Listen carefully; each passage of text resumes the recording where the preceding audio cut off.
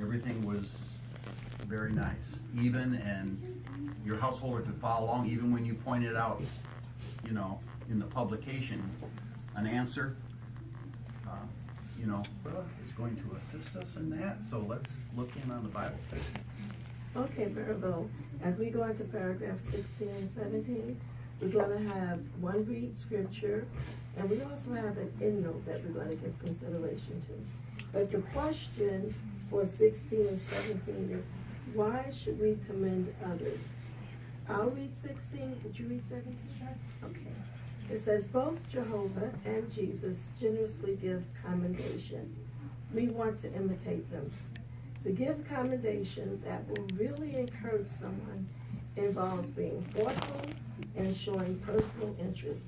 A word spoken at the right time, how good it is, says Proverbs 15:23. We are encouraged when someone sincerely commends us for our hard work or express appreciation for something we have done. And paragraph 17, it says, if you make it a habit to look for the good in others, it will be easier to give sincere commendation. For example, perhaps you notice that someone in the congregation prepares well for his talks or makes an effort to comment at meetings. A young person may take a fine stand for the truth in school, or an older person may regularly share in the ministry. Your words of appreciation may be just what they need. It is also very important for a husband to tell his wife that he loves and appreciates her. Just as plants need light and water, people need to feel appreciated. This is especially true of children. Look for opportunities to commend them for their good qualities and efforts. Commendation can build their courage and confidence and can make them try even harder to do what is right. Very good. There are a lot of interesting points in these two paragraphs, aren't there? So the question asks, the A part, why should we commend others? Well, Jehovah and Jesus generously give commendation. We want to imitate them. And there were a few occasions this paragraph brings out when Jehovah and Jesus give commendation. So we want to imitate that. Very good. Now let's do the read scripture, Matthew 7:12, and we'll find another reason why we want to encourage or commend others. Can you read that? Sure. It says, all things therefore that you want men to do to you, you also must do to them. This in fact is what the law and the prophets mean. Okay, did you see that other reason why we want to commend others? Yeah, well, it says that it's the law, and we want to treat them the way we would want to be treated, and so that's why we really should consider that. Excellent, very, very good. Okay, the question on the B part says, whom can we commend? Well, it says that if we bring out that we can comfort and strengthen one another with love and kind words, so it's our brothers and sisters that we can do this. Very good. Okay, and it also has made reference to like young children in the congregation. We can give them encouraging words, right? Yeah. And then what about older persons? Mm-hmm. They need some encouragement, right? Yeah. Yes. So these words of encouragement, Jesus set the example, and it's very important. How does the plant, what was the illustration about the plant?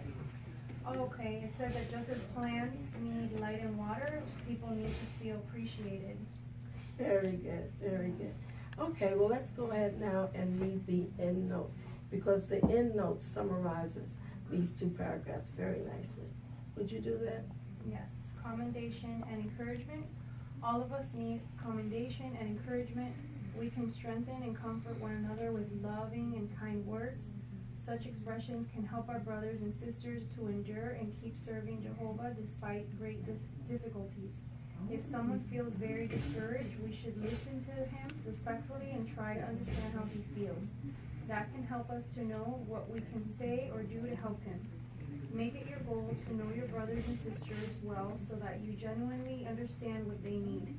Then you can help them to turn to the source of all comfort and encouragement, where they can find true refreshment. Okay, so in this, what goal might we set for ourselves? Well, we can get to know our brothers and sisters better so that we can genuinely understand understand their needs. Very, very good.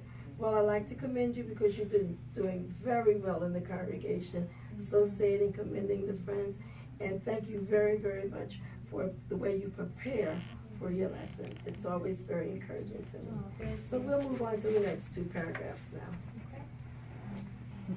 Okay, thank you, sisters. Is this chair gonna break? I hope not. We'll have Jason look at it later. Okay. I thought that was well rounded out Bible study. You did a nice job.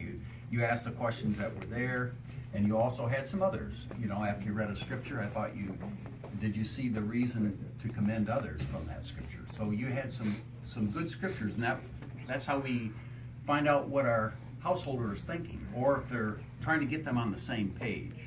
You know, and that's what questions can do. Because we can even set them up with a question